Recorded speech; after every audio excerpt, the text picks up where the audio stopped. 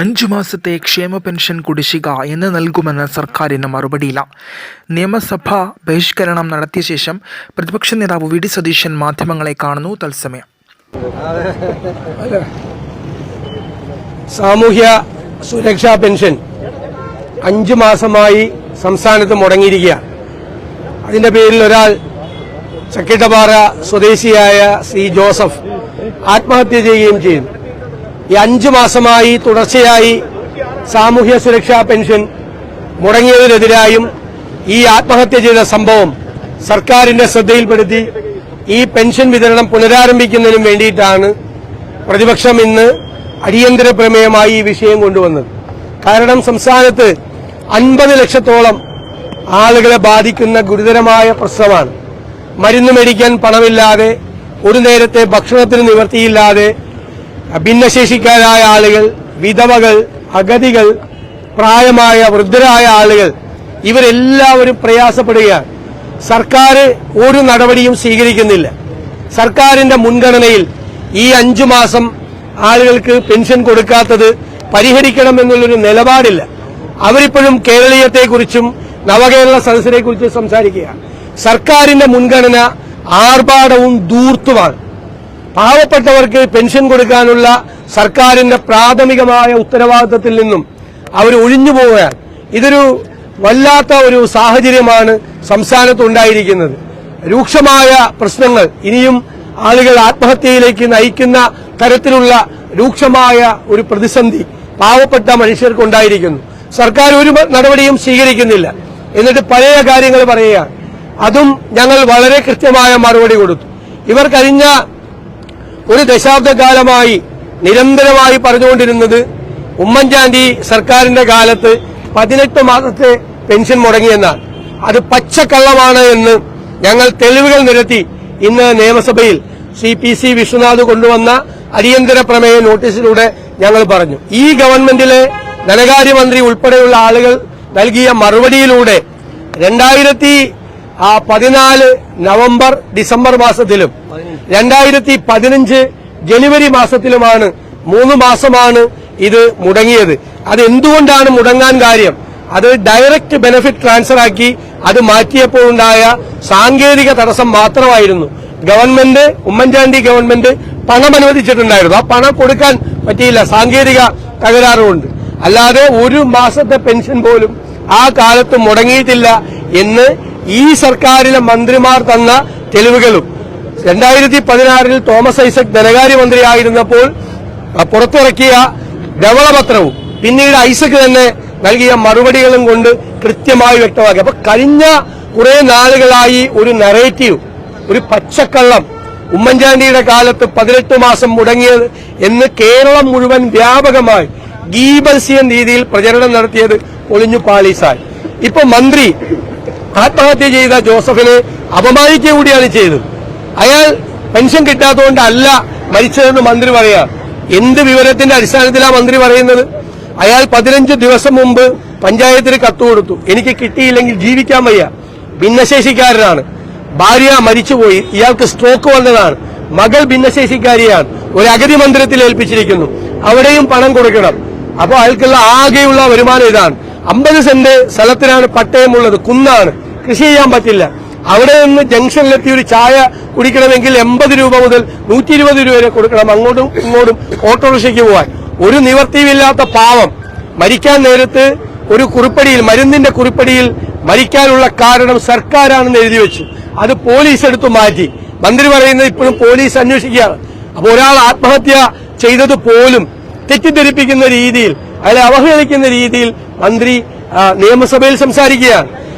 അടിമാലിയിലെ മറിയച്ചേടത്തി ഭിക്ഷാപാത്രവുമായി തെരുവിലിറങ്ങിയപ്പോൾ അവര് ഭയങ്കര സമ്പന്നയാണ് എന്ന് പറഞ്ഞു CPM സൈബർ ഗുണ്ടകൾ അവരെ ആക്രമിച്ചു.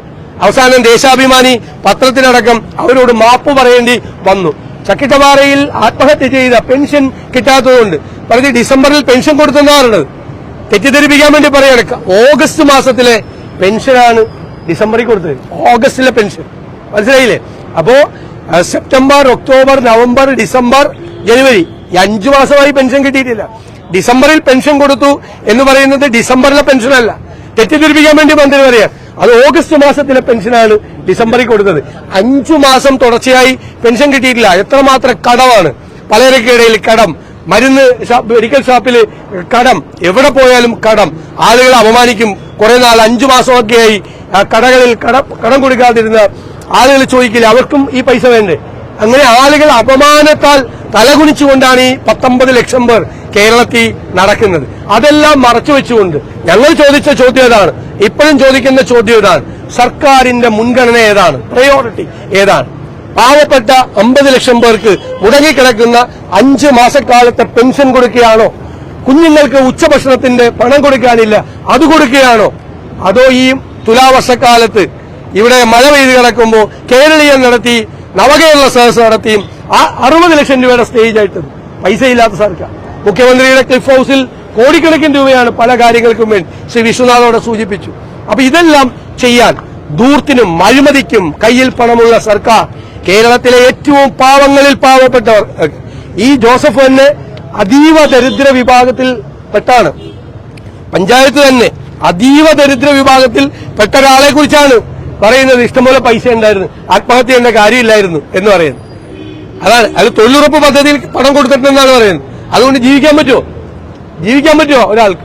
അപ്പൊ അയാള് മുന്നറിയിപ്പ് കൊടുത്ത് എഴുതി വെച്ച് ആത്മഹത്യ ചെയ്തു. ഇനി ഇത്തരം ആത്മഹത്യകൾ കേരളത്തിൽ ഉണ്ടാകരുത് എന്ന് ഞങ്ങൾ ആഗ്രഹിക്കുന്നു. സർക്കാരിന്റെ ഈ മുൻഗണനാക്രമങ്ങൾ മാറുകയും അധികാരത്തിന്റെ അഹങ്കാരവും ധിക്കാരവുമാണ് മന്ത്രിയുടെ വാക്കുകൾ ഉൾപ്പെടെ കാണുന്നത്. മുഖ്യമന്ത്രി നിശബ്ദനായിരിക്കുകയാണ്. അതിൽ പ്രതിഷേധിച്ചാണ് ഞങ്ങൾ സഭാ നടപടികൾ ബഹിഷ്കരിച്ചത്. കാരണം ഇത് കേരളത്തിലെ 50 ലക്ഷം പാവങ്ങളെ ബാധിക്കുന്ന വിഷയമാണ്. അതിനൊരു പരിഹാരം ഇല്ലാതെ സഭയിൽ ഇരിക്കാനുള്ള പ്രയാസമാണ് ഞങ്ങൾക്കുള്ളത്.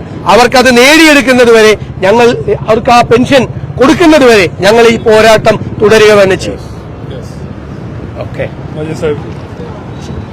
നിയമസഭയുടെ ആദ്യ ദിവസം തന്നെ ഇവിടെ കേരളത്തിലെ ബാധിച്ചിട്ടുള്ള ഏറ്റവും അതീവ ഗൌരവതരമായ ഒരു പ്രശ്നമാണ് അടിയന്തര പ്രമേയത്തിലൂടെ ഇന്ന് ഞങ്ങൾ സഭയിൽ ഉന്നയിച്ചത്. വാസ്തവത്തിൽ നമ്മുടെ നിയമസഭ നിർത്തിവെച്ചെങ്കിലും ചർച്ച ചെയ്യപ്പെടേണ്ട ഏറ്റവും സുപ്രധാനമായിട്ടുള്ളൊരു വിഷയമാണിത്. പ്രതിപക്ഷ നേതാവ് പറഞ്ഞതുപോലെ ലക്ഷക്കണക്കിന് നമ്മുടെ സാധാരണക്കാരായ ആളുകൾ, പട്ടിണി പ്രയാസപ്പെടുന്ന ആളുകൾ, മരുന്ന് വാങ്ങാൻ കഴിയാത്ത ആളുകൾ, ഈ പെൻഷൻ കൊണ്ട് മാത്രം ആശ്രയിച്ച് ജീവിതം മുന്നോട്ട് പോകുന്ന ആളുകൾക്ക് ഒരു സൌകര്യം ലഭ്യമാക്കുന്നതിന്, അവർക്ക് പെൻഷൻ ലഭ്യമാക്കുന്നതിന് വേണ്ടിയാണ് ഞങ്ങൾ ഈ പ്രമേയം അവതരിപ്പിച്ചത്. പക്ഷേ ഈ മറുപടിയിൽ ബന്ധപ്പെട്ട ധനകാര്യമന്ത്രി നൽകിയ മറുപടിയിൽ പ്രതിപക്ഷത്തെയും UDF-നെയും വിമർശിക്കാനും അധിക്ഷേപിക്കാനും തയ്യാറായി എന്നല്ലാതെ ഈ പെൻഷൻ എന്ന് കൊടുക്കും എന്നത് സംബന്ധിച്ച് യാതൊരുവിധ മറുപടിയും ഉണ്ടായിരുന്നില്ലെന്ന് മാത്രമല്ല, ഇവിടെ പ്രതിപക്ഷ നേതാവ് പറഞ്ഞതുപോലെ എല്ലാ പ്രയോറിറ്റിയും മറികടന്ന് ചെയ്യേണ്ട ഈ കാര്യത്തിൽ ഒരു നടപടി സ്വീകരിക്കാതെ മുന്നോട്ട് പോയതിന്റെ വെളിച്ചത്തിലാണ് പ്രതിപക്ഷം ഇന്ന് സഭ ബഹിഷ്കരിക്കേണ്ടത്. ആദ്യ ദിവസം തന്നെ ഇങ്ങനെ സഭ ബഹിഷ്കരിക്കേണ്ടത് ഒരു പ്രത്യേകമായ സാഹചര്യത്തിലാണ്, നിർബന്ധാവസ്ഥയിലാണ്. ജനങ്ങളെ ബാധിക്കുന്ന ഏറ്റവും ഗൌരവമായ ഒരു പ്രശ്നമായതുകൊണ്ടാണ് ഞങ്ങൾ ഈ തീരുമാനത്തിൽ വന്നത്. ഗവൺമെന്റ് തെറ്റുതിരുത്തി ഇവിടുത്തെ പാവപ്പെട്ട ആൾക്ക് കൊടുക്കേണ്ട പെൻഷൻ വേഗത്തിൽ കൊടുക്കാൻ നടപടിയുണ്ടാകുമെന്ന് ഞങ്ങൾ പ്രതീക്ഷിക്കുന്നു. പാവപ്പെട്ട ആളുകൾക്ക് ഒരു മാസത്തെ പെൻഷൻ മുടങ്ങിയാൽ കണ്ണുനീരോടെ വേദനയോടെ കാത്തിരിക്കുന്ന പാവങ്ങളെയാണ് നമ്മൾ കേരളത്തിൽ കാണുന്നത്. നമ്മുടെ മണ്ഡലങ്ങളിൽ MLA-മാർ കൊണ്ടോട്ടി അസംബ്ലി